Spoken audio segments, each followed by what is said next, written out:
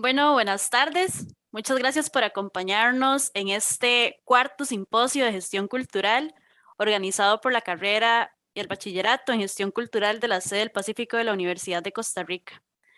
Esta actividad tiene como fin establecer el intercambio de saberes y experiencias entre gestoras y gestores culturales que permita oportunidades de análisis y de vinculación entre los diferentes sectores y extractos de la escena cultural. Mi nombre es Hazel Garro y yo les voy a estar acompañando como moderadora, en este espacio enmarcado en el eje temático Fondos Nacionales e Internacionales para Proyectos Culturales. En este está integrado por el conversatorio titulado Retos y Aprendizajes en la Gestión de Fondos Económicos para Propuestas Culturales. Les informo primero que este evento está siendo transmitido en la página de Facebook de Gestión Cultural UCR y en el de la Asociación de Estudiantes de Gestión Cultural UCR. Además, va a ser subida la grabación de manera posterior en el canal de YouTube de la Sede del Pacífico, el cual sale como UCR Sede del Pacífico. Por acá creo que están pasando. Bueno, yo les voy a pasar los enlaces a la gente que está acá en el chat de Zoom para que puedan ingresar a estas páginas por si todavía no las siguen. Ahora bien, perdón. Para dar inicio, debemos saber con quiénes contamos, con la participación de quiénes estamos. Y les voy a contar un poco de las personas que tenemos en este conversatorio de retos y aprendizajes en la gestión de fondos económicos para propuestas culturales. Tenemos 3 personas invitadas. Primero, muchas gracias por estar acá. Estamos muy felices de tenerles por acá. La primera persona que voy a presentar es a Paula Piedra. Ella es codirectora de Teorética, es gestora de proyectos en Teorética, la cual es una organización privada sin fines de lucro que opera como una plataforma para la investigación y la difusión de las prácticas artísticas contemporáneas con énfasis en Centroamérica y en el Caribe. Paula se formó como diseñadora de interiores y es máster en administración de proyectos. Además, ha publicado libros de poesía, relato corto y ha contribuido con columnas para distintos medios. Así que, primero, bueno, bienvenida Paula y muchas gracias por estar acá. También, voy a presentar a Eduardo Reyes Paniagua. Él es encargado del programa de puntos de cultura en el Departamento de Fomento Cultural de la Dirección de Cultura del Ministerio de Cultura y Juventud. Eduardo es antropólogo y gestor de proyectos. Actualmente está cursando una maestría en gestión y administración de proyectos en la Universidad para la Cooperación Internacional. Tiene un diplomado en el programa de formación e innovación orientada al mercado por la Universidad de Leipzig, Alemania, Universidad Técnica Nacional Costa Rica y MISIT Costa Rica.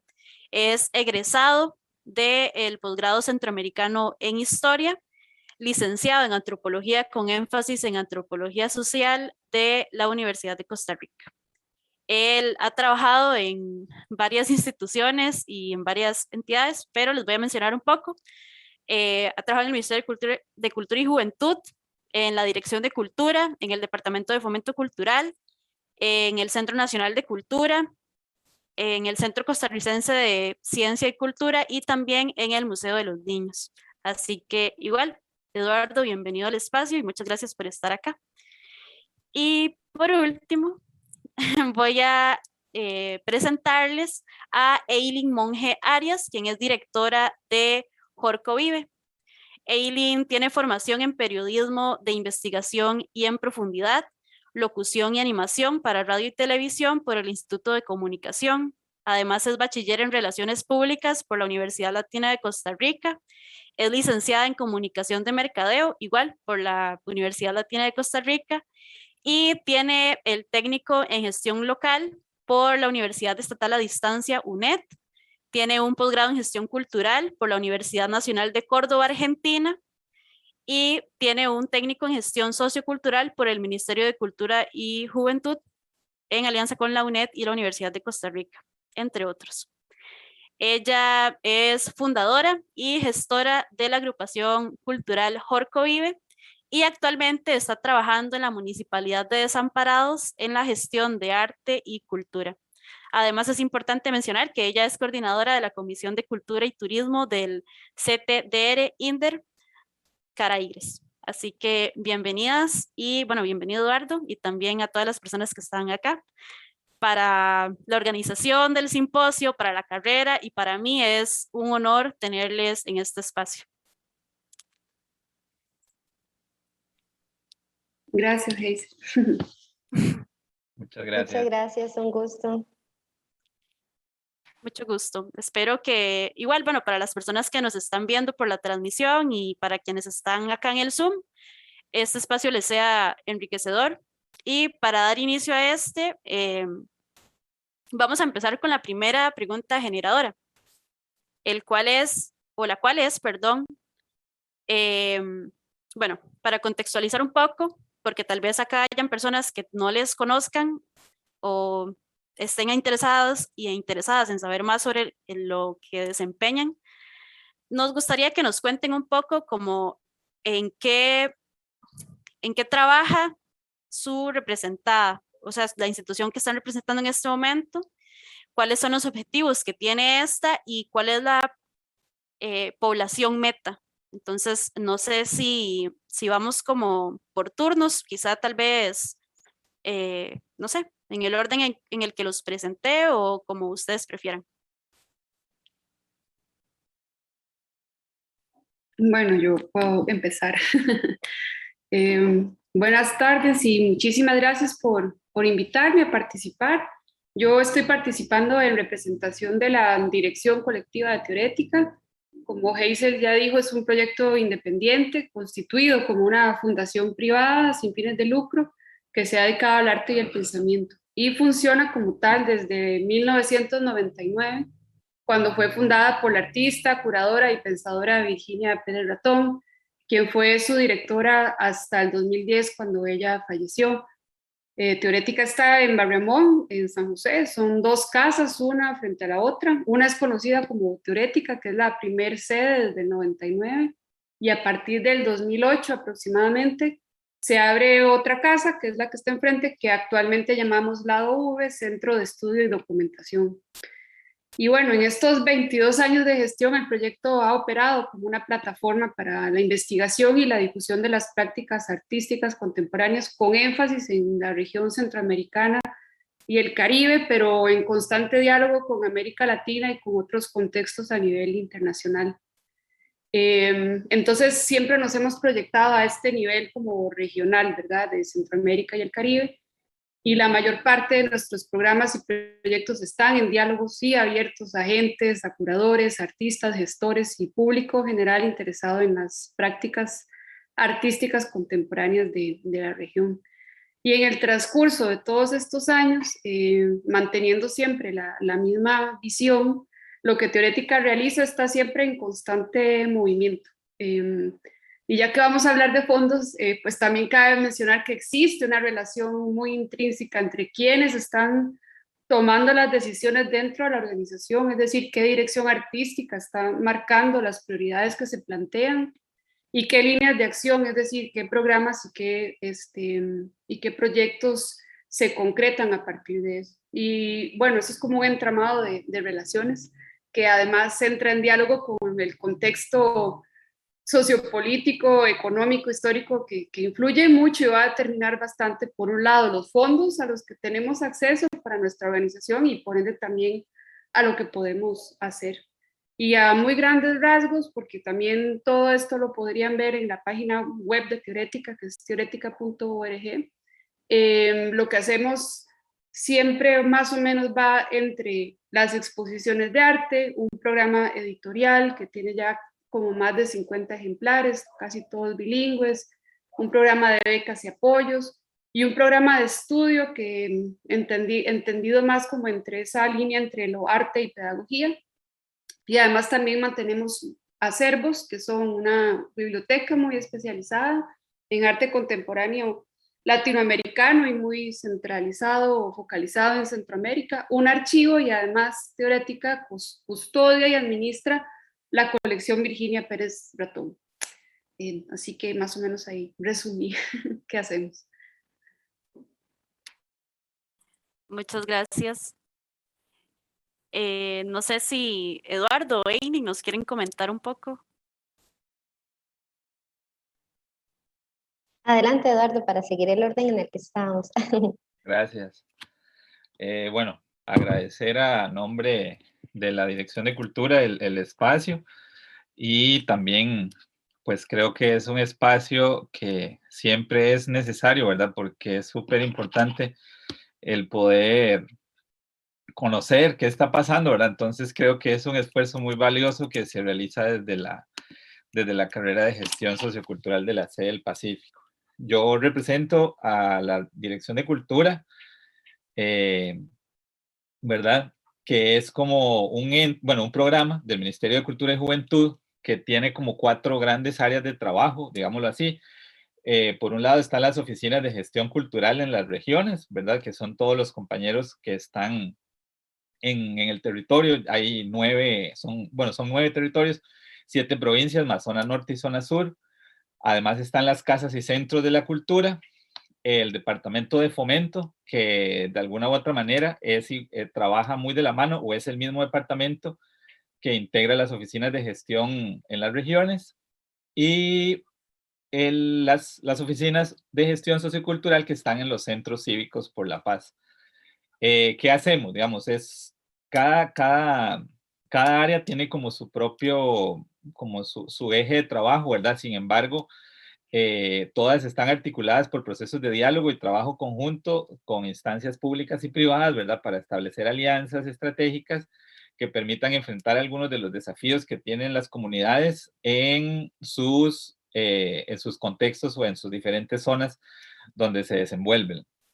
La Dirección de Cultura también cuenta con alianzas con la Universidad de Costa Rica, la UNED, la Universidad Técnica Nacional y la Universidad Nacional, que han permitido la implementación del programa conjunto de formación en gestión sociocultural, el técnico de animación sociocultural, y otras colaboraciones como por ejemplo el apoyo en el diseño de la maestría de gestión social de las culturas.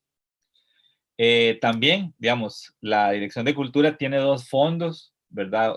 Un fondo que está como delimitado a lo que es el patrimonio cultural inmaterial, que se llama Becas Taller, y otro fondo que se llama Puntos de Cultura, que está también enfocado en el trabajo con organizaciones y colectivos socioculturales, ¿verdad? Tanto organizaciones legalmente constituidas como colectivos culturales que no estén legalmente constituidos. Otro de los ejes de trabajo que tiene la Dirección de Cultura, ¿verdad? Es que es como el enlace o la oficina que está vinculada a un programa de cooperación internacional que se llama Ibercultura Viva, ¿verdad? Que es un programa de cooperación integrado por 11 países de toda la región, ¿verdad? Que tiene el objetivo de promover la creación de redes, alianzas e intercambios para el trabajo conjunto entre diferentes actores sociales y de gobierno, propiciando así un trabajo cooperativo entre estas instancias, ¿verdad? Entonces, este programa, Ibercultura, también tiene varios fondos a los cuales los países que forman parte pueden acceder, ¿verdad? Entonces, hay fondos desde, por ejemplo, ahorita se acaba de cerrar una convocatoria de cortos, de videos cortos de una duración de 2 minutos enfocados en el tema juventudes. Hay una convocatoria que se llama Sabores Migrantes, ¿verdad? Que integra un poco el tema de patrimonio cultural y el tema de poblaciones migrantes. Entonces, esas son algunas de las líneas de trabajo que tiene y plantea la Dirección de Cultura. Entonces, por ahí más que todo va el quehacer de la DC en general y parte de mi quehacer como gestor cultural y gestor de proyectos para la DC.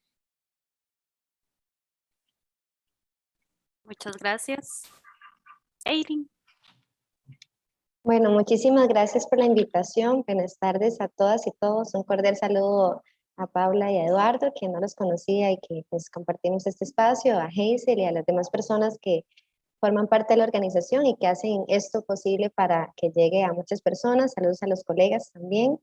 Y bueno, en mi caso, yo soy la fundadora de la agrupación cultural Jorco Vive. Primero quiero verificar si se escucha bien el audio o si me escuchó. Ok.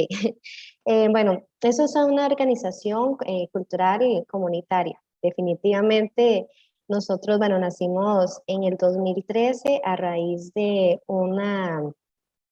Bueno, para ponerlos en contexto desde el perfil que tengo y que quiero compartir, ese proyecto nació porque en mi comunidad, Vuelta de Jorco de Acerrí, en ese entonces se había estado pues haciendo problemas como de delincuencia, entonces muchas personas se alarmaron y quisieron conformar pues una organización de jóvenes y pues desde entonces, desde el 2014 hasta la fecha, hemos venido trabajando proyectos culturales, todo ha sido un proceso de autogestión y pues ha sido pues bastante interesante cómo vinculamos con las fuerzas vivas comunitarias y con los comercios locales, que eso pues conlleva a otro tipo, ¿verdad?, de gestiones que son distintas a pues fondos públicos. Luego, gracias a estar con Jorco Vive y seguir teniendo experiencia y compartir con varios gestores culturales y otras organizaciones, fue que también pues tuve la oportunidad de estar ahora trabajando en la Municipalidad de Desamparados, lo que conlleva pues también a otro tipo de gestión, que es trabajar ya con recursos, no desde una organización que es sin fines de lucro, sino que pues ya obviamente hay todo un plan estratégico, todo un plan anual de trabajo, se cuenta con presupuesto y pues genera otro tipo de tareas que nosotros acá atendemos. Desde ese espacio también he venido trabajando, como lo comentaba Heiser, el CTDR del INDER de Caraires. Ese es el Consejo Territorial de Desarrollo Rural del INDER de Caraires. Esta institución pues está dividida en varios sectores del país, donde trabajan distintos proyectos según las áreas regionales, ¿verdad?, y territoriales. En nuestro territorio, en Caraires, está conformado por el Cantón de Acosta, el Cantón de Acerrí y los 3 distritos rurales de Desamparados. Entonces también hemos venido pues trabajando un tema de articulación interinstitucional, intercantonal, donde también hemos llevado a cabo muchísimas actividades. Entonces también ha sido pues muy interesante todo ese aporte que no solamente los 3 gobiernos locales de estos 3 cantones han aportado, sino que hemos sumado esfuerzos donde participan también las organizaciones comunales, también proyectos independientes, cooperativas, incluso, bueno, toda la parte de alianzas público-privadas para generar proyectos y llevar pues todo este espacio de oportunidades para las personas. En los 3 casos y como gestora cultural, pues lo que hemos venido trabajando es democratizar el acceso a la cultura, generar espacios para el disfrute de niños, de jóvenes, adultos mayores. No podría decir que he trabajado con un grupo específico, ya que, bueno, la cultura es diversa, es dinámica y al final de cuentas atraviesa pues todos los corazones, a las personas, entonces ha sido pues bastante enriquecedor y bueno, conforme pase el conversatorio iré compartiendo un poquito desde Jorco Vive, un poquito desde la Municipalidad de Desamparados y otro poquito desde el trabajo desde el Consejo Territorial de Caraires, si me lo permiten. Muchas gracias. Claro que sí, más bien, bueno, muchas gracias a los 3. Me parece muy interesante eso que vos decís, la cultura es muy diversa y creo que eso lo podemos ejemplificar con este conversatorio porque hay personas de diferentes instituciones o instituciones que se dedican a cosas un poco diferenciadas. Muy bien. En el marco de este conversatorio, dado que es sobre fondos, quería, bueno, preguntarles sobre cuáles fondos han gestado o cuáles están gestando en este momento y en qué consisten, básicamente. Y si lo están haciendo, ¿qué hallazgos han encontrado en el camino? Voy yo otra vez. Lo hacemos en el mismo orden o como Como digas, ustedes gusten, no sé cómo se sientan cómodos o cuando quieran. Eduardo y Heilin están de acuerdo, si no yo, pues, voy. Bueno, yo podría decir que parte medular de la gestión de Turética es que exista una estrategia de búsqueda de fondos. En nuestro caso siempre ha estado orientada a la búsqueda de fondos internacionales porque no existen tantas alternativas ni nacionales ni regionales que estén a nuestro alcance. Tampoco tenemos acceso a fondos públicos concursables ni apoyos económicos de instituciones públicas. En este sentido, sí me gustaría aclarar que sí tenemos posibilidad de hacer muchas colaboraciones con instituciones públicas, que no es tal vez dinero en efectivo, pero sí hay colaboración. Y pues también creo que para el arte contemporáneo, pues podría yo afirmar que no es que estemos en un contexto como de filántropos, ¿verdad? Entonces, con respecto a la gestión de fondos internacionales, tal vez hay 3 cosas que me gustaría compartir muy generales.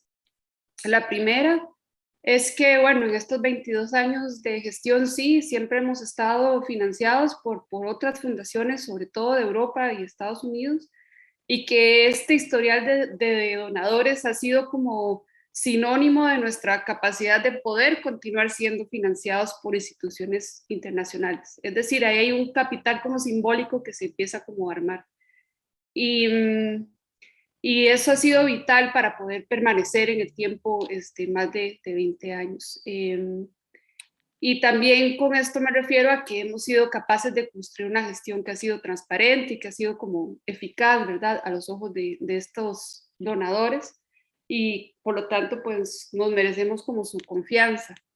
Y de esto somos como muy conscientes, y por eso mismo por lo general nos vemos como una plataforma a través de la cual se pueden captar fondos para que estos sean redistribuidos a otros proyectos e iniciativas. Por ejemplo, todo lo que hacemos a través de nuestros distintos mecanismos de becas y apoyos está basada en esta particularidad, porque sabemos que otras organizaciones, iniciativas, proyectos o incluso artistas emergentes no tendrían acceso a solicitar estos fondos, porque se necesita una estructura administrativa, una figura legal, una cuenta bancaria que respalde poder recibir este tipo de apoyo.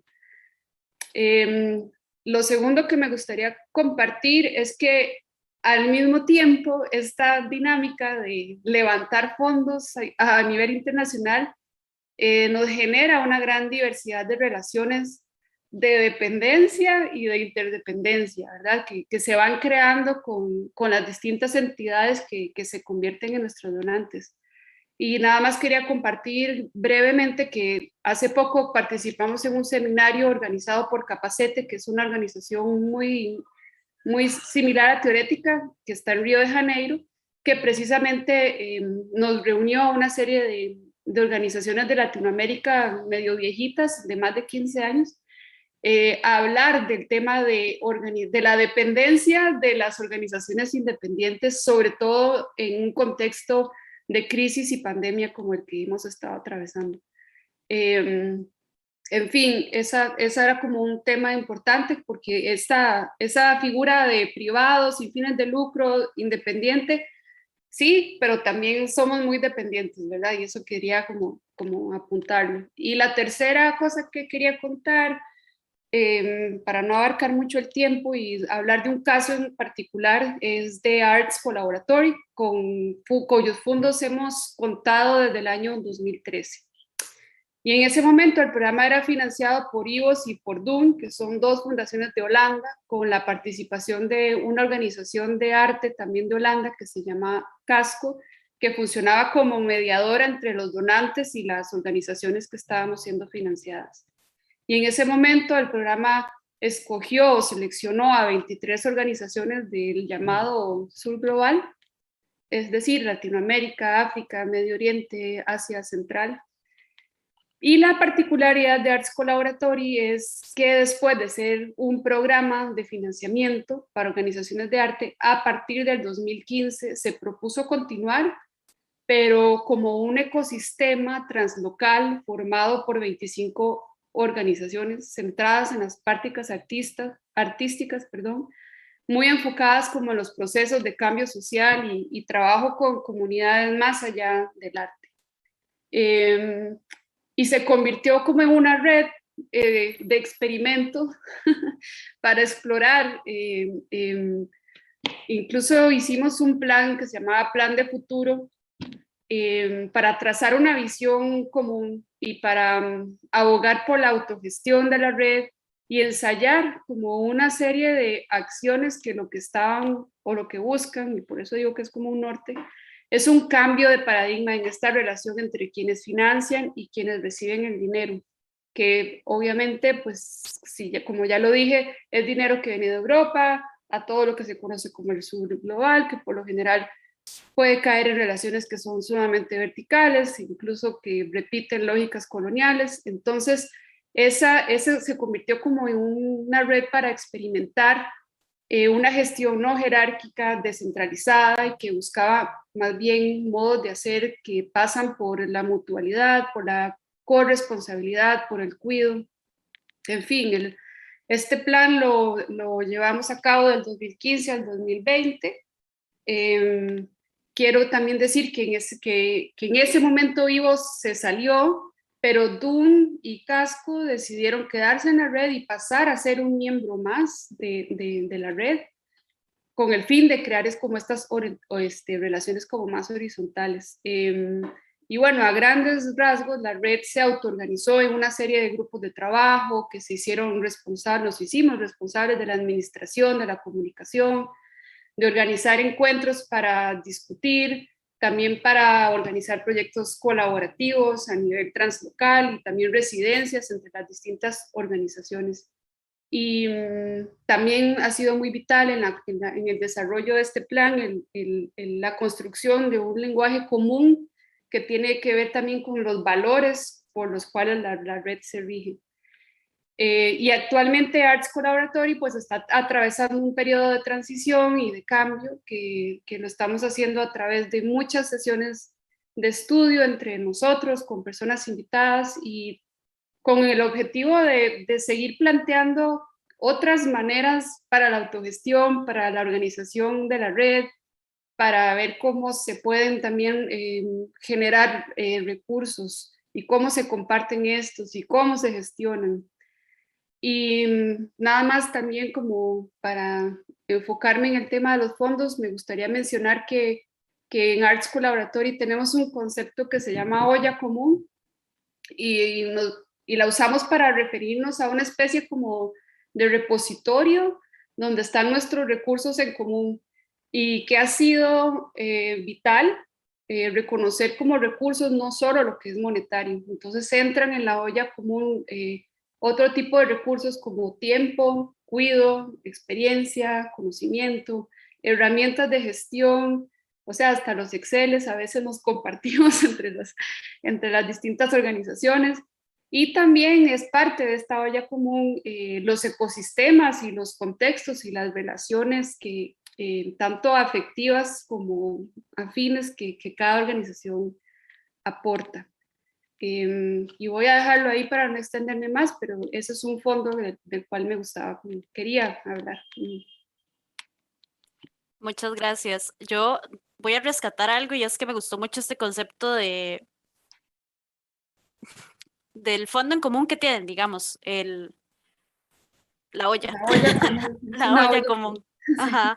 Me gustó mucho porque si bien lo que nos trae acá es el tema de los fondos económicos, me parece muy significativo resaltar que no solo los fondos económicos son importantes e indispensables en los proyectos y los contextos culturales. Entonces, sí, muchas gracias por traer eso a la mesa.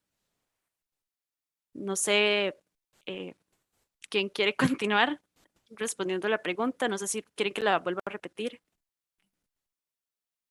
No, bueno, si gusta, le cedo ahora a Eileen. Antes me cedió ya la palabra, entonces yo ahora se la doy a Eileen, así cambiamos un poquito el orden. Opa, se acaba de venir un ventanero y se cerraron las dos puertas justamente cuando activé el micrófono, pero bueno, así es esto, la virtualidad en el momento, en el aquí, en el ahora. Bueno, les voy a hablar como en tres categorías: los fondos comunitarios, los fondos municipales y los fondos intercantonales, para tener como un contexto. Si alguno tiene alguna consulta, duda, también en el chat ahí lo pueden plantear y con gusto también pues podemos ir aclarando eso.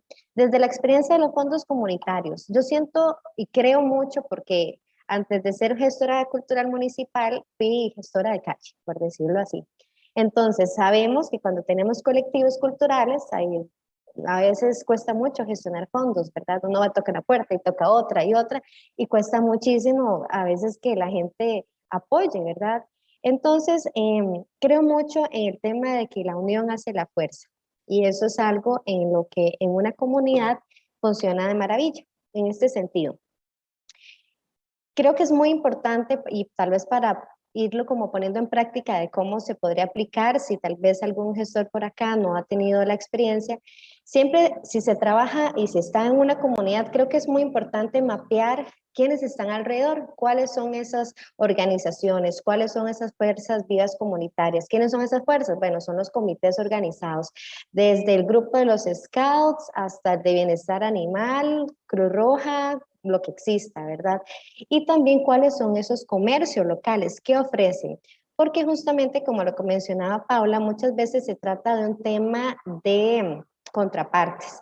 Algunos tienen pues dinero, pueden aportar dinero, pero algunos si tenemos un tipo de actividad en la que requerimos dar alimento, pues alguien puede poner el pollo, alguien una bolsa de arroz, alguien las papitas y ya tenemos listo el almuerzo. Entonces creo que es muy importante como generar ese trabajo y ese tejido social, que a mí me gusta llamarlo así. Entonces es una forma de generar un sentido de pertenencia también de las personas que son de una comunidad, porque de alguna manera todos se ven involucrados por quienes gustan participar en un proyecto o en una actividad. En nuestro caso, en la agrupación cultural de Jorco Vive, bueno, Jorco, si no lo conocen, primero es un árbol, es una fruta y sabe muy rico y es muy único. Les puedo decir que es entre un jocote y un níspero, o sea, no hay comparación, tienen que probarlo.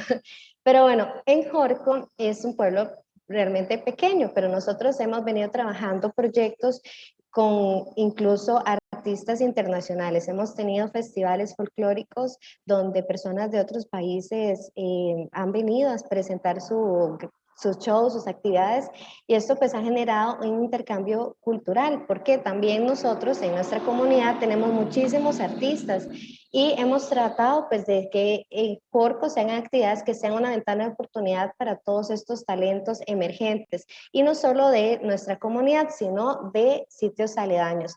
Entonces, por supuesto, al ser un colectivo que no tiene fondos propios y que tiene que gestionar actividades, pues hemos tenido que vender gelatinas, hacer rifas, vender bingo, hacer bingos, que de hecho hicimos algo muy curioso y fue la innovación en un bingo, porque siempre se suele vender o bueno, regalar electrodomésticos o regalitos que la gente dona, pero quisimos hacer un bingo donde se pudieran también ofrecer o regalar servicios. Entonces se ganó el premio corte de cabello con la estilista tal, en aguas de la señora costurera de tal lugar, manicure y pedicure con tal persona, etcétera, desde cambiar las llantas o cambio de aceite, etcétera. Entonces, esto creo que generó mucha alianza, mucha comunicación, mucha fuerza en la comunidad y también en la organización, que sentimos ese acuerpamiento, ese respaldo, y que entonces cuando tenemos actividades, lo que no tenemos ventas de comidas propiamente, porque nos encargamos de otras actividades, pero generamos que las personas que vayan a visitar las actividades vayan a almorzar en la soda de coco, o pollos el pollón, o etcétera. Entonces también eso genera un encadenamiento productivo y dinámico, ¿verdad? En la zona. Sí, una vez tuvimos un reconocimiento con Cope Santos, que es la cooperativa de la zona, y pues fue un reconocimiento económico que nos ayudó muchísimo a adquirir equipo para justamente atender las actividades, y ha sido pues bastante positivo, digamos, ese trabajo. Como les digo, ahí ha sido pues todo un trabajo de calle, de conocer a las personas, de acercarlas, hicimos una vez una horcolecta, así le llamamos, horcolecta, y eso nos ayudó muchísimo pues también para recoger fondos porque teníamos una actividad, otro festival internacional, También hemos acudido pues a empresas de autobuses que nos ayuden con transportar artistas o una donación pues de algún restaurante para alimentar a algunos voluntarios o algunos artistas. Entonces, bueno, como les digo, eso ha sido muy bonito. Hicimos un jorcotón para cuando pasó la tormenta de Otto. Hicimos esa actividad y fue como una teletón para Otto. Entonces creo que desde ese colectivo pues hemos generado muchísimas actividades. Si alguno desea seguirlo, pues ahí compartí el Facebook en el chat, porque sí hemos hecho muchísimas actividades. Este año por la pandemia pues no hemos podido como hacer muchísimas, pero sí estamos enfocados ahorita en hacer pues videos para rescatar con esa parte de la historia de Jorco a través de personas, adultos mayores que nos cuenten cómo era ese Jorco de antes y ser nosotros ese puente entre las generaciones de antes y contarles a los futuros y a los presentes cuál es el Jorco que teníamos antes y cuál es el que queremos construir en conjunto. Ahora bien, desde los fondos municipales, verás que es muy interesante y les voy a hablar. La Oficina de Cultura de la Municipalidad de Desamparados tiene varios ejes de trabajo. Nosotros administramos 4 espacios culturales. Tenemos el Teatro Municipal La Villa, tenemos el Taller de Arte Chepitureña, el Museo Nacional de la Carreta y el Campesino Costarricense y el Centro Cultural Joaquín García Monge. Entonces, en cada uno de esos espacios tenemos recursos, pues porque hay que atender las instalaciones, generamos actividades, hay cursos y talleres, bueno, una serie de dinámicas y actividades que se hacen de fondo. Para eso tenemos presupuesto. Otra de las áreas de trabajo es que somos una municipalidad donde contamos con proyectos de bandas culturales. ¿Qué quiere decir? Bueno, tenemos la Sinfónica Municipal de Desamparados y la Banda Municipal de Marcha. Entonces, con fondos que también ingresan a la municipalidad, atendemos a esta población, a estos músicos e incluso uno de los 2 grupos pues, tienen incentivos culturales, que pues es parte como del reconocimiento por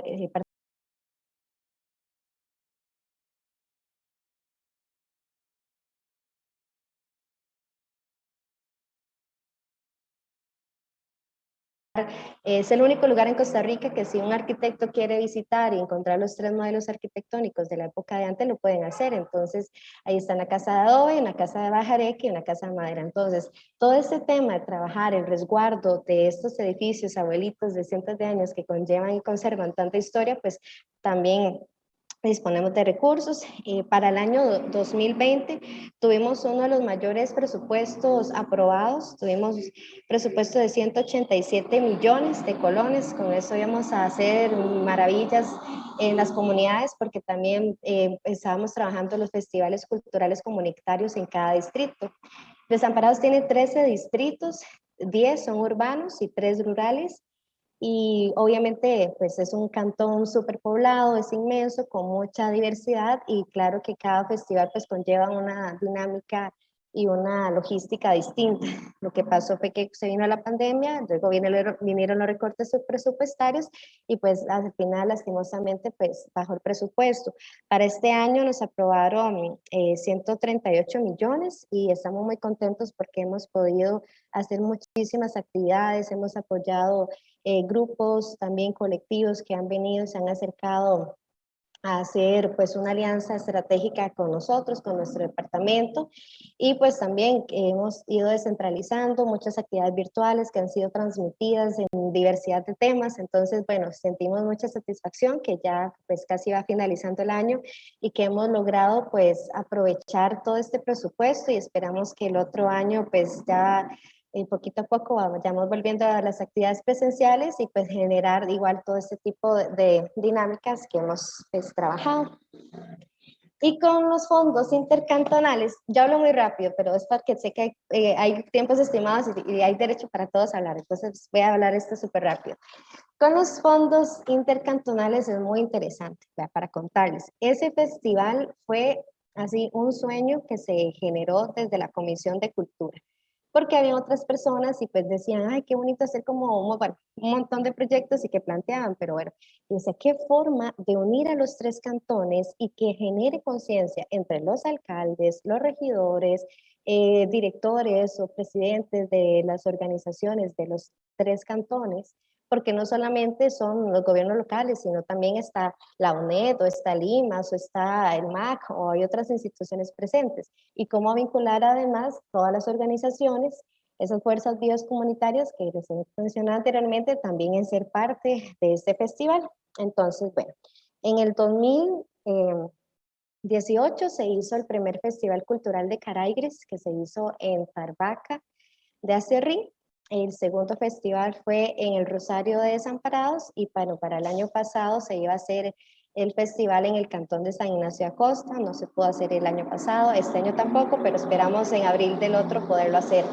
¿Qué generó esto? Bueno, al principio estaban como dudosos de cómo hacer esta alianza, de qué iba a generar aportar recursos económicos municipales para hacer un festival cultural, porque por supuesto las municipalidades muchas veces se enfocan en temas de vías, en carreteras, en muchos temas más, pero a veces no tanto en cultura, y eso lo vemos en muchos otros gobiernos locales a nivel del país. Entonces, como fue un éxito el primer festival, ya se pusieron contentos, ya los alcaldes dijeron, sumemos y hablemos con la Unión Nacional de Gobiernos Locales, y qué lindo meter el IFAM. Invitamos al Ministerio de Cultura en estas ediciones, de hecho, esperamos que el otro año sí nos vayan a acompañar. Entonces, esto ha generado un trabajo conciencia muy importante. ¿Por qué? Porque nosotros hicimos dos cosas.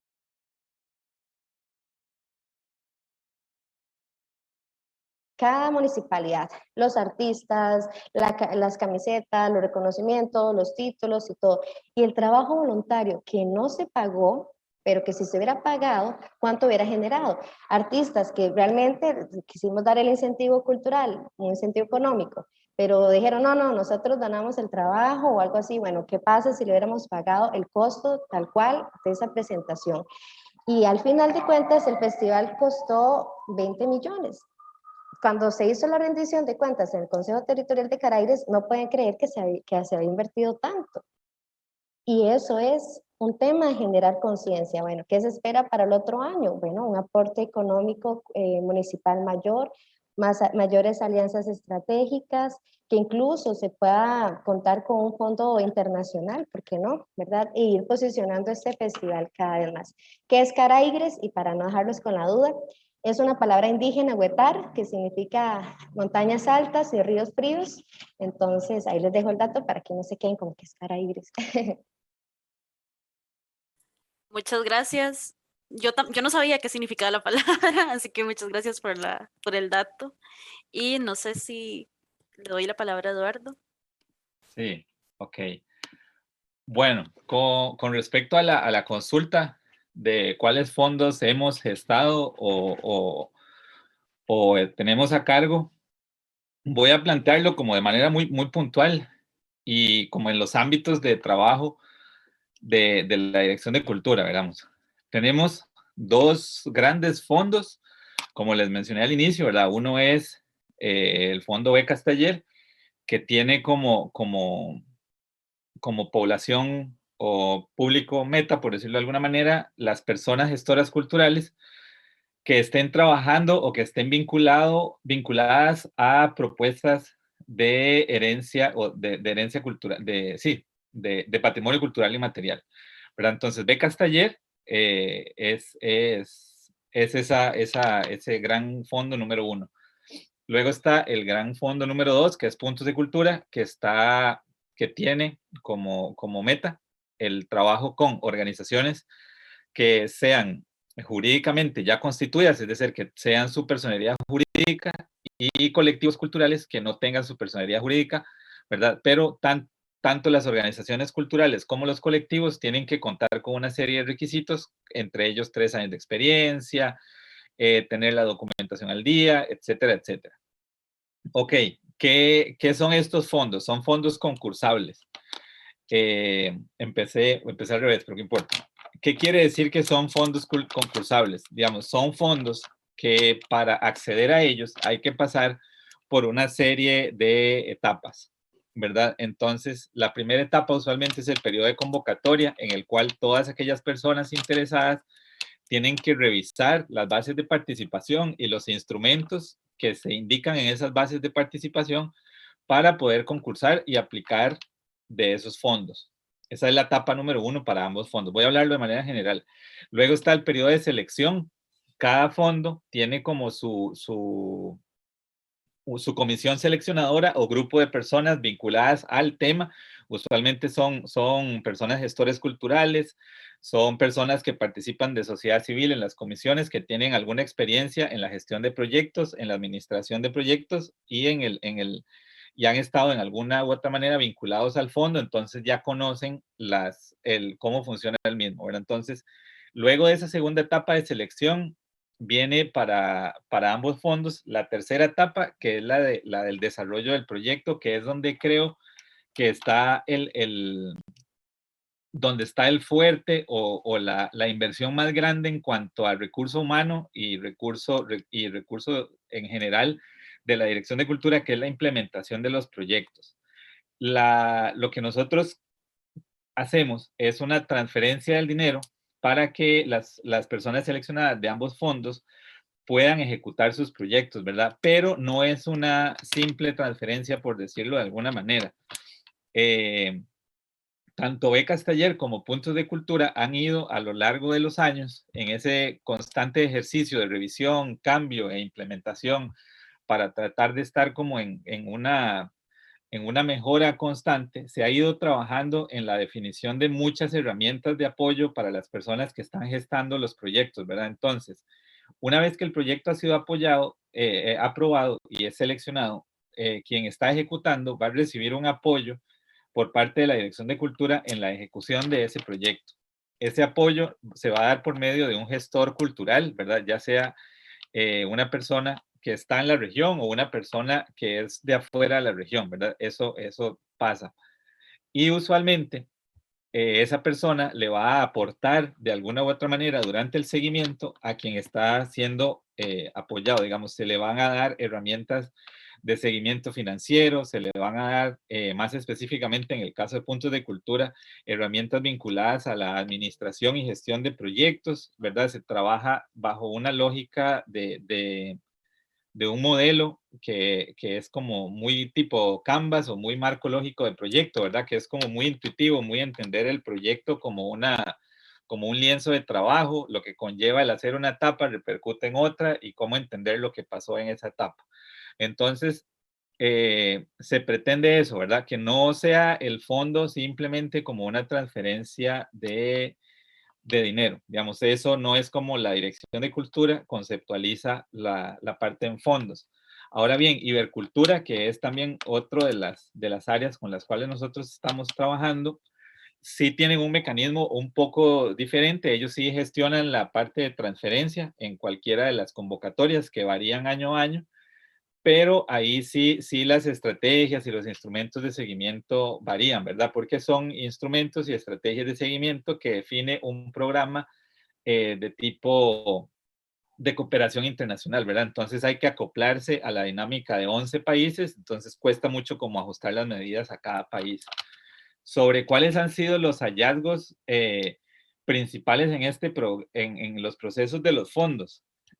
Bueno, han sido muchos y creo que el espacio, o sea, ha sido como mucho porque es un tema de constante cambio. Digamos, las organizaciones culturales con las cuales la Dirección de Cultura trabaja y las personas gestoras con las cuales la Dirección de Cultura trabaja tienen o se desarrollan dentro de contextos que son contextos locales, contextos vivos y contextos en constante cambio. Entonces, para entender cómo se desarrollan esos proyectos, hay que entenderlos en las dinámicas de sus diferentes comunidades, ¿verdad? Entonces, los hallazgos van a variar conforme a los proyectos que se han apoyado en la GAM, conforme a los proyectos que se han apoyado en territorios indígenas, en zonas de pescadores, con grupos de adultos mayores. Entonces, eso es un tema bastante bonito, pero es súper amplio. Entonces, creo que el principal hallazgo en general de los fondos es ese, digamos. No hay una sola manera de entender un proyecto o un fondo cultural. Hay múltiples maneras de entenderlos, hay múltiples maneras de dar seguimiento. Las contrapartidas en las comunidades, ahora que una de las compañeras lo mencionó, en el caso de los fondos comunitarios, son importantísimas pero también nosotros este año, bueno, en los 2 últimos años hemos visto que el tema de las contrapartidas va a variar mucho de una comunidad a otra, porque una contrapartida se debe de entender en el contexto de la comunidad y en el contexto del área en la que está participando ese proyecto, ¿verdad? Para una organización grande, una contrapartida necesaria puede ser 1.000.000 de colones para la compra de equipo.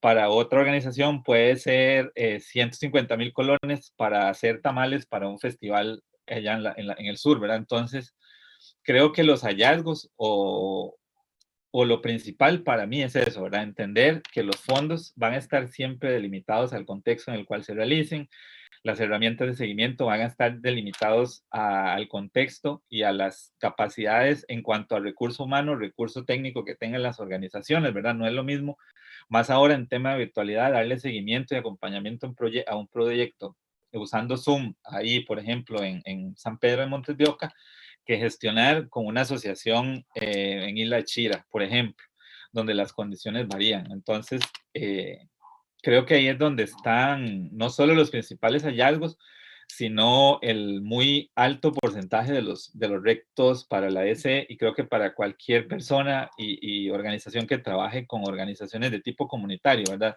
El cómo nos adecuamos a sus ritmos, a sus maneras de ver el mundo, a los recursos que se tengan, a los tiempos, porque eso incluso, o sea, hay cuestiones del manejo de los tiempos que son sumamente interesantes de ver, pero por ahí va, digamos, creo que a nivel general, los hallazgos van mucho por eso, ¿verdad? La enorme variedad que hay y cómo es el proceso de entender un fondo como solo una verdad absoluta no es funcional, ¿verdad? Hay que entender las dinámicas culturales como lo que son, dinámicas vivas y múltiples, ¿verdad? Entonces, creo que por ahí iría mi aporte en esa pregunta.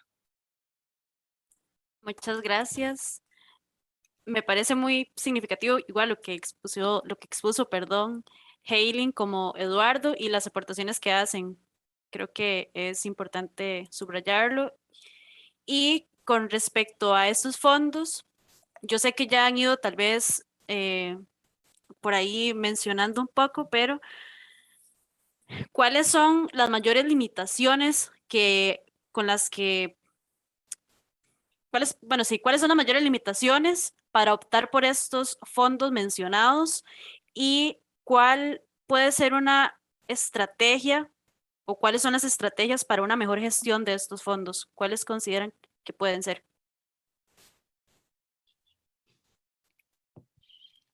Ya me inhibí, no sé si ir yo. Bueno, como mencioné, son muy escasos los fondos para proyectos dedicados al arte contemporáneo. Es como escuchando hablar a Eduardo y a Hailing, pues yo siento que yo estoy hablando desde un lugar muy pequeñito. Y casi siempre estos fondos los encontramos a nivel internacional. Entonces, como mencioné antes, sí tiene esta limitación de que siempre piden una serie de requisitos, ¿verdad? De ser una estructura administrativa consolidada, que además pueda rendir cuentas, es decir, que pueda presentar auditorías, o sea, que haya una buena gestión de fondos. Y construir esa estructura no solamente toma tiempo, sino que también toma los mismos recursos económicos.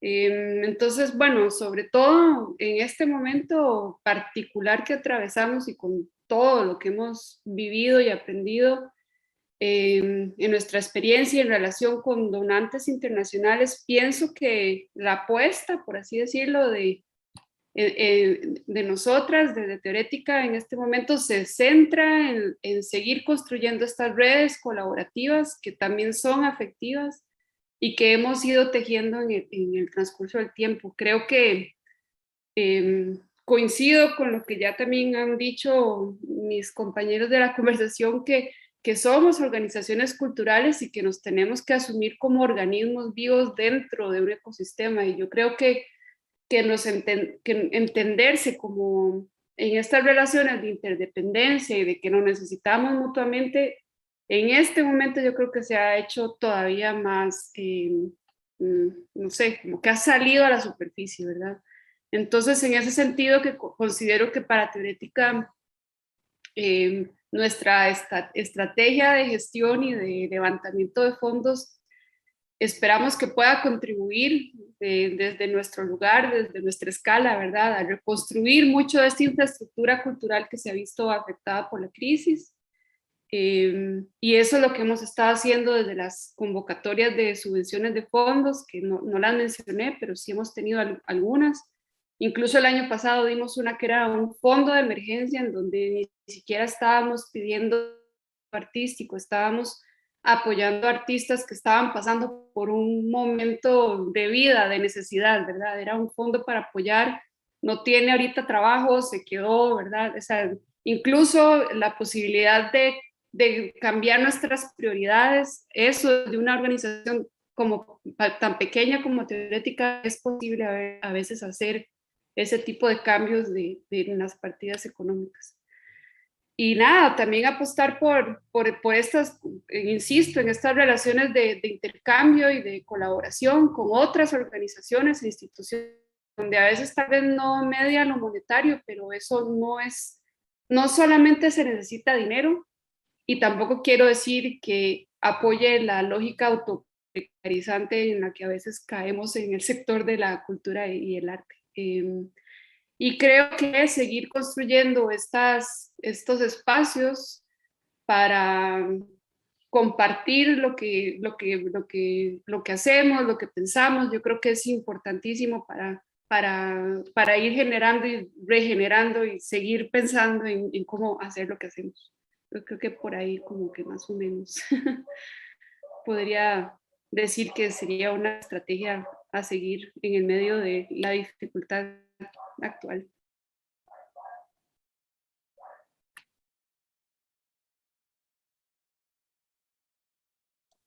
Dale, Eduardo, y yo cierro. Ok, gracias. Bueno, ok, en cuanto a la pregunta, plantea como dos grandes ejes de trabajo. Ok, digámoslo así, la parte de limitaciones, yo no lo resumiría, pero trataría de enfocarlo todo alrededor de la palabra acceso, ¿verdad? Porque el acceso, ya sea de los requisitos mismos que plantea el fondo o los fondos con los cuales yo y la Dirección de Cultura está vinculado, son fondos que son fondos públicos al final, ¿verdad? Entonces, al ser fondos públicos, hay una serie de requisitos y de reglamentación que es, a ver, es muy cuadrada, pero nosotros procuramos como ir buscando las posibilidades de adaptarla año a año, ¿verdad? Pero no deja de ser una barrera de acceso, ¿verdad? E igual es algo que no se puede quitar. Como les menciono, son fondos públicos, entonces la Dirección de Cultura, como el programa responsable de la ejecución de esos fondos, tiene que generar los instrumentos y los insumos necesarios para velar por el uso adecuado y correcto de los fondos, ¿verdad? Entonces, eso genera de alguna manera ahí ciertos ciertos filtros. Habrá organizaciones y personas que no pueden participar, pero es por o sea, digamos, es por la propia naturaleza de los fondos en sí, ¿verdad? Que tienen que tener esa reglamentación, ¿verdad? Entonces eso también plantea un reto, ¿verdad? Porque hay fondos, pero quizás aún, a ver, la DC y el ministerio tienen muchos fondos, pero aún así hay organizaciones, hay personas vinculadas a la parte de gestión cultural que quedan por fuera, ¿verdad? Entonces ahí hay un reto de cómo hacerlos cada vez más, que incorporen a la mayor cantidad posible de personas dentro del sector, pero que también estas cumplan con lo que se establece en las bases. Otro reto es todo el tema de autogestión y gestión, ¿verdad? De cómo se ve o cómo se generan herramientas que permitan la autogestión de las iniciativas culturales, ¿verdad? Y que eso también implica el hecho de reconocer que hay mucho trabajo que hacer, por ejemplo, en la parte de la informalidad, entender también que hay ciertos contextos en los cuales hay que trabajar más que en otros, ¿verdad? Organizaciones de tipo rural versus organizaciones de tipo, digamos, de la GAM, igual organizaciones con amplia experiencia en la gestión y organizaciones con poca experiencia en la gestión, ¿verdad? Entonces, hay muchos retos por esa parte de autogestión y de necesidades de trabajo. A nivel general, y para no quitar mucho tiempo con la parte de estrategia, yo lo resumo en dos palabras, que es, o sea, las estrategias tienen que ser cambiantes y de tipo adaptativas. ¿Qué quiero decir con cambiantes y adaptativas? Que ningún modelo de gestión puede considerarse, digámoslo así, como que no se mueva. Digamos, hay que estar en la disposición de entender el cambio y en la disposición de ver ese cambio como una posibilidad de adaptación a una circunstancia en particular. Digamos, hablo ahora de la experiencia con puntos de cultura, que el año pasado todas las iniciativas que apoyamos, o sea, toparon con algo que ninguna otra iniciativa cultural del país había lidiado hasta el momento, que era ejecutar proyectos de gestión cultural con comunidades en medio de una pandemia que nadie sabía absolutamente nada, ¿verdad? Entonces, de los procesos del año pasado sale el valor de esa palabra, ¿verdad? Que es adaptación, o sea, es lo que hay y hay que trabajar con eso, ¿verdad? Entonces, en ocasiones lo vemos como algo malo, ¿verdad? Pero es que es como lo crudo y real, a veces es lo que hay y también es un sector que en ocasiones no cuenta con mucho apoyo de diferentes otros sectores, ¿verdad? Entonces a veces hay que trabajar con lo que hay y con los contextos en los que haya. Creo que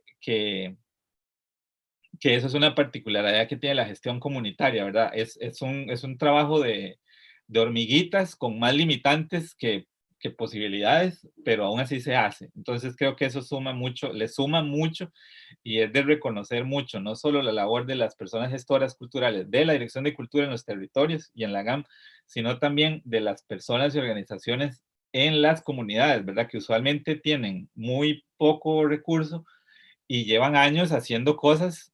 Hay festivales allá en el sur que 10 años de hacerse, ¿verdad? Hay organizaciones que llevan 15 años trabajando y ahí van, ¿verdad? Entonces, eso es de mucho reconocer, ¿verdad? Y otra estrategia es esto, los espacios. O sea, es más allá de los espacios institucionales donde pues uno comenta, hace estrategias para evaluar lo que pasó un año, pero hacen falta más espacios afuera de donde cada uno está. Digamos esto, conversar, que se genere conversatorios de este tipo, siempre suman porque siempre va a haber algo que escuchar y algo que anotar para implementarlo en el área de acción de cada uno, ¿verdad? Entonces creo que también eso es otra estrategia muy valiosa y gracias a los chicos que están ahí gestionando el espacio. Y yo creo que ya con eso cierro. Perdón ahí. Tranquilo. Bueno, en el caso comunitario, bueno, como al inicio les decía, de este mapeo y de conocer quiénes son esas personas que están alrededor, esos actores sociales, obviamente después de la pandemia la dinámica cambió mucho en las comunidades, muchos comercios cerraron, muchos emprendimientos están en un proceso de resiliencia, de transformación. Lo mismo las vías comunitarias, algunas organizaciones no han podido hacer ni siquiera sesiones o cambiar, digamos, como el comité o etcétera, porque pues, han estado con ciertas limitaciones. Entonces, es muy importante como generar esa actualización, creo que es algo que tal vez podría recomendar, y generar también conciencia, no llegar a tocar las puertas y mira qué me va a dar, si también vienen de una pandemia que te ha costado levantar un negocio o un proyecto, un emprendimiento. Entonces, es ese tema de la asociatividad y pues a mí me gusta mucho llamar los sueños colectivos hacia algo que nos marque, que nos una a todos, que nos ubique en un contexto que queramos lograr de una forma conjunta y ahí sí, desde esa parte, esa asociatividad y lograr que ese sueño colectivo se cumpla.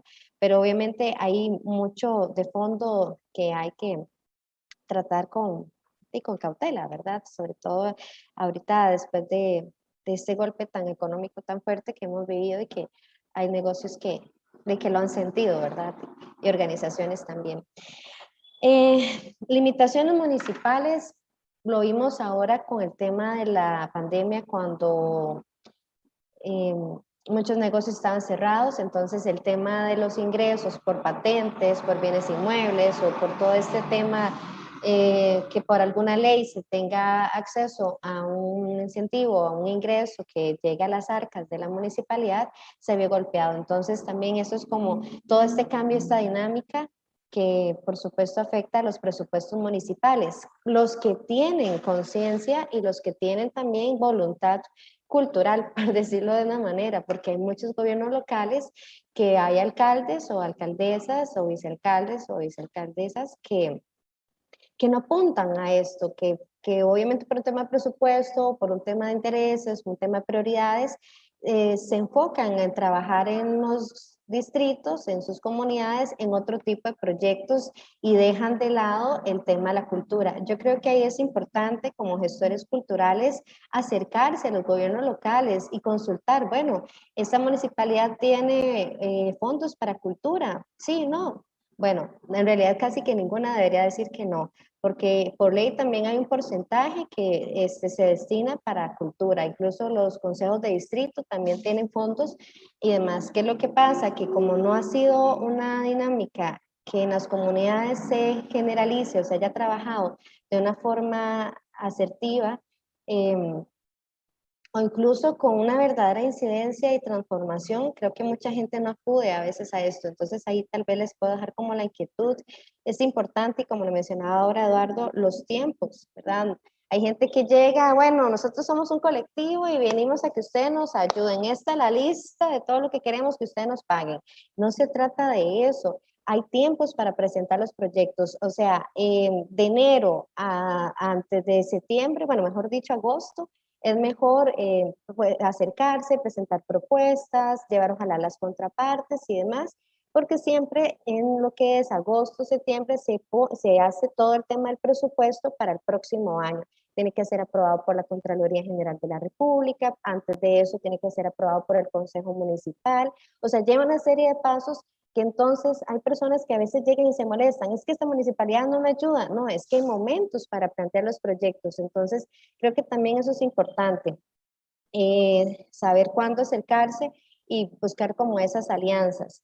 Desde las limitantes intercantonales, bueno, estos últimos festivales, bueno, estos 3 festivales, bueno, 2 festivales, el que vamos a hacer el otro año, es algo que, que genera pues mucho positivismo porque las personas involucradas están totalmente convencidas del éxito del festival, que eso es una ventana de oportunidad para artistas de los 3 cantones, artesanos de los 3 cantones, talleristas de los 3 cantones y que se involucran, ¿verdad? Toda esta serie de organizaciones y que al final se disfruta no solamente visitantes de los 3 cantones, valga la redundancia, sino que vienen personas de otros lugares, hasta de otros países han ido al festival. Entonces, creo que sí, y para hablarlo muy abiertamente, tal vez una limitante es que pueda, no lo digo tal vez tanto en ese contexto de Caraires, porque sé que hay mucha voluntad, pero a veces puede que la voluntad o temas políticos, partidistas afecten en este tipo de proyectos, este tipo de cosas, porque tal vez llega un nuevo alcalde con un nuevo plan, con nuevos intereses, entonces dicen, Festival de Caraires, es un ejemplo, pero no, hombre, eso ya no, eso mejor otra cosa, y eso puede pasar, entonces creo que también eso es una de las dinámicas a las que se pueden ver afectadas. Sin embargo, lo importante, y por lo que digo que no creo que pase en el Festival de Caraires, es porque no se ha politizado en ningún momento. De hecho, la cultura no se puede politizar en ningún momento. Es mi sentir personal, ¿verdad? Porque creo que definitivamente tenemos que llegar siempre a todas las personas, siempre procurar ese acceso a la cultura, democratizar esos derechos culturales. Entonces, siempre, obviamente van a haber muchos retos, eh, pero sí, ir como analizando cómo hacer estos encuentros y generar quitarle el miedo a las alianzas público-privadas. Creo que también eso lo podría decir desde la parte de gestión pública. Y muy bueno para mí el tema que se genere la transparencia cultural, por llamarlo así, me gusta llamarlo de esa forma, creo que es algo que tal vez no se ha trabajado mucho.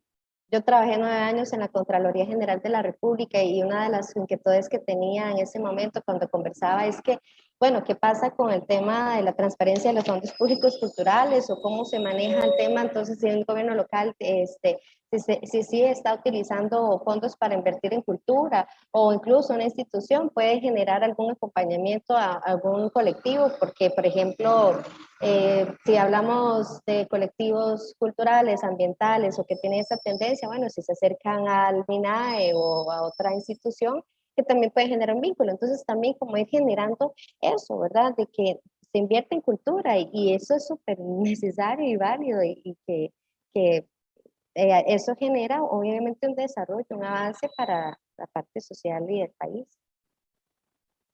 Muchas gracias por sus respuestas. Yo sé que ya tenemos más de una hora de estar acá, pero no sé si podría hacerles tal vez una última pregunta como para cerrar el espacio. Esta pregunta es relacionada a qué consejos pueden darle a aquellas personas que por primera vez quieran optar por un fondo económico. Bueno, personas, gestores culturales, organizaciones y demás. Desde su experiencia, ¿qué consejos podrían darles?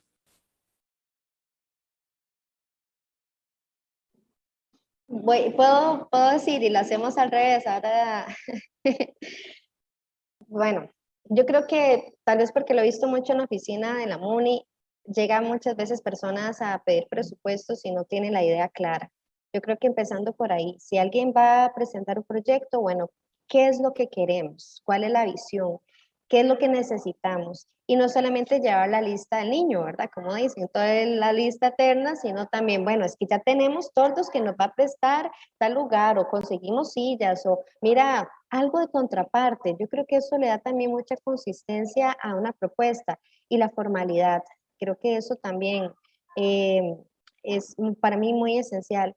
Otro de los elementos yo creo que es la parte de relaciones públicas o de generar ese acercamiento, bueno, vincular y conversar para que los actores sociales se sientan conectados con la idea, con ese sueño colectivo, como les decía ahora, de verlo plasmado.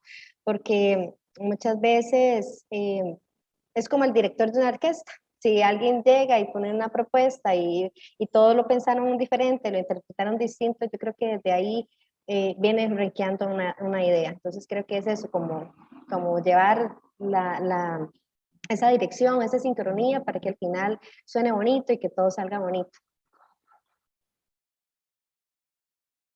Yo creo que antes de pasar a la siguiente persona, Sara Villegas nos pregunta, bueno, te pregunta si es recomendable llevar un resumen ejecutivo del proyecto. Sí, exacto, exacto. Incluso, a ver, eso es importante. No todos como les decía, no todas las municipalidades tienen oficina de cultura o un gestor cultural. Entonces, hay muchos proyectos que ingresan a través de los consejos municipales y eso es importante, ustedes buscar qué día sesiona el consejo municipal de su comunidad y pedir, porque eso es un derecho público, ¿ok?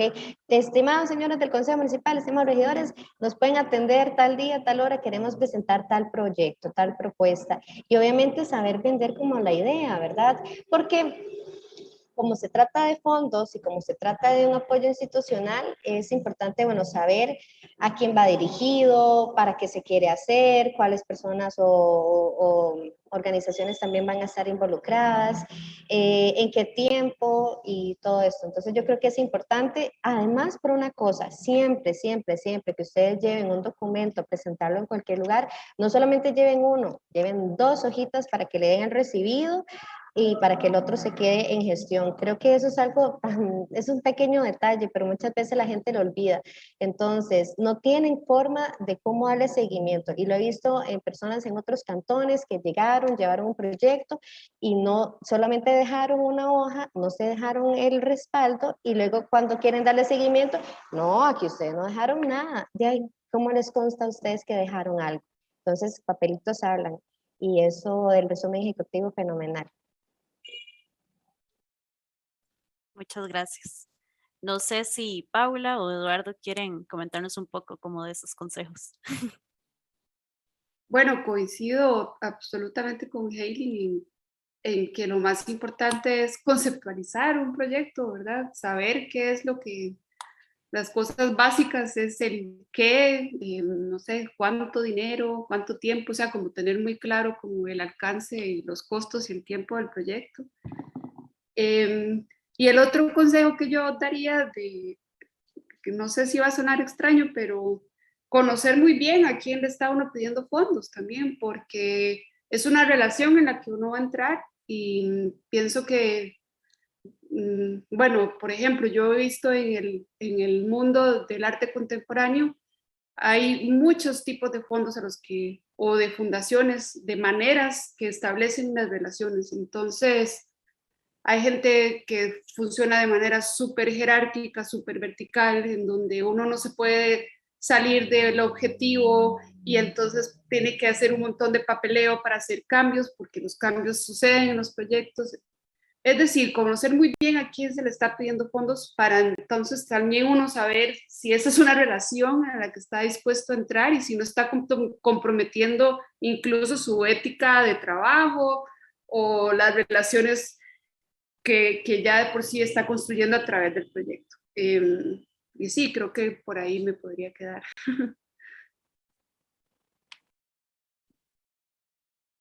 Ok, a nivel de recomendaciones, me voy a partir de lo mencionado por Paula. O sea, lo básico, creo yo, es conocer muy bien a dónde van a postular. Digamos, hay que hacer la tarea, digamos, uno tiene que leer, lo mínimo que puede hacer es leerse las bases de participación. Las bases de participación de cualquier fondo, lo digo desde la experiencia con Iber y con la Dirección de Cultura, establecen las reglas de participación, o sea, el 1, 2, 3, ¿verdad? Entonces, mi recomendación general, o sea, la primera, y así lo hago cuando nos toca tener los espacios de divulgación de puntos y becas, es eso, lean. O sea, yo siento que ahí en esa lectura de las bases uno se da cuenta, primero, si lo que queremos hacer se puede. Segundo, qué tengo que hacer para hacer lo que quiero hacer, ¿verdad? Entonces es muy sencillo, yo no puedo llegar a un formulario de cualquier fondo sin haberme leído al menos las bases y ojalá el reglamento, ¿verdad? Entonces, creo que esa es la tarea, la principal tarea. Lo otro también es un tema y una recomendación que nosotros hemos visto a raíz de la práctica y es entender muy bien en qué momento está el colectivo o la organización cultural. Digamos, hacer ese ejercicio también es una tarea interna de que se discuta, ok, podemos como equipo asumir la gestión de un proyecto con tantos millones de colones, sí o no, porque hay ocasiones en donde hemos visto, hay organizaciones que salen agotadas porque no tenían claro al inicio lo que era la gestión de tanto dinero, digámoslo así. Entonces, es muy importante hacer ese ejercicio. Ok, como bueno equipo, ¿estamos listos para esto, sí o no? Y si deciden mandarse sabiendo ya en qué, para dónde van y en qué se van a meter, ¿verdad? Entonces, eso es un ejercicio también interno. Digamos, esas son como las tareas internas, digámoslo así, lo que tengo que hacer yo como interesado. Y lo otro, que es también una tarea interna, pero nos tira la bola, en este caso, a la Dirección de Cultura, es no se queden con las dudas. Uno como funcionario, pues está ahí para aclarar las dudas y para trabajar y brindar acompañamiento, ¿verdad? Mucha gente cree que en ocasiones preguntarlo es malo. Y no, digamos, si unas bases de participación no quedan claras, pregunten. O sea, el trabajo nuestro es decirles para qué están las bases. Si no entienden un formulario, pregunten. O sea, es eso, es como ese ejercicio también de transparencia, ¿verdad? Que igual en ocasiones tal vez los formularios y las bases están redactadas, enredadas, entonces, pues por supuesto, a veces puede que no se entiendan, puede que se entiendan, entonces preguntar, siempre preguntar y preguntar y preguntar. Y eso, yo creo que así a grandes rasgos yo les diría eso, ¿verdad? Como entender bien dónde están, leer las bases de participación, y preguntar, preguntar y preguntar. Yo creo que Heilin tiene la mano levantada. Algo muy pequeñito, es que creo que es muy importante también, ahora que Eduardo dijo el seguimiento, es súper esencial también desde que la persona que postule esté dándole seguimiento a la etapa, lo digo, digamos, con el caso de la MUNI, porque hay gente que llega y presenta el proyecto y dice, bueno, se les va a aprobar, se les va a acompañar, ay, qué dicha, muchas gracias, pum, estrella fugaz, se desaparecieron, y cuando llega, falta un mes para la actividad, charán, llegamos de nuevo.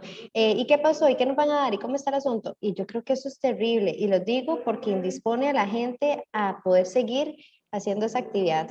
Pasó una vez con una actividad como, bueno, musical, de un género X, no voy a decir. Entonces llegaron y ya la actividad iba a estar lindísima. Nosotros teníamos muchas ganas de apoyar en el proceso y todo. Se desaparecieron, llamamos a las personas, no aparecieron. Dijimos, de qué raro, ya no se van a asegurar hacer la actividad o tal vez no van a ocupar los recursos. ¿Qué es lo que pasa? Como son fondos públicos, si no aparecen, uno dice, bueno, ese dinero se puede utilizar para otra organización o para otro proyecto o X actividad. Al final estamos pensando y dudando si hacíamos esa gestión de recursos para otro proyecto y llegaron. Y ahí sí se hizo la actividad, pero ¿qué pasó? Llegaron el otro año y querían hacer la actividad y no es que se castiga, no, simplemente es que se pierde como esa parte de la formalidad, que es lo que yo les decía ahora, que creo que es importante. O sea, muchos gestores culturales independientes o de calle o municipales o como quieran llamarlos, hacen proyectos lindísimos, pero yo siento que esto, más que lindo, también es tomárselo muy en serio y es tomar en serio la profesión de nosotros, ¿verdad? Que muchas veces... ya de por sí hay muchas cuestiones desde el Ministerio de Trabajo o demás, que no se reconoce, ¿verdad?, la carrera como tal, como para nosotros, en lugar de darle más peso y valor a lo que es ser un gestor cultural, ¿verdad?, hagan esas cosas. Entonces, es un tema ahí como también de sensibilización y conciencia que quería Muchas compartir. gracias. Yo, bueno, antes de hacer el cierre, me gustaría leerles unos comentarios que hay en la transmisión de Facebook. Entonces, bueno, Evelyn Alejandra Badilla Mora dice, deliciosos los jorcos, de esas frutas que todos deben comer una vez al año. Y también invitados a conocer el árbol de Chirraca. Esta zona de Costa Jorco tiene mucho potencial y gente muy trabajadora y comprometida. Falta mucho apoyo para que la cultura tenga el espacio que se merece. Gloria Guzmán dice, excelente información y súper importante todas estas iniciativas que se pueden realizar y generar con el apoyo de las instituciones, empresa privada y trabajo comunal. Y Jocelyn Rey dice, la capacitación es vital para que las organizaciones puedan participar y finiquitar con éxito los proyectos. Temas como tener personería jurídica o la información de un proyecto ha ayudado muchísimo en ese sentido.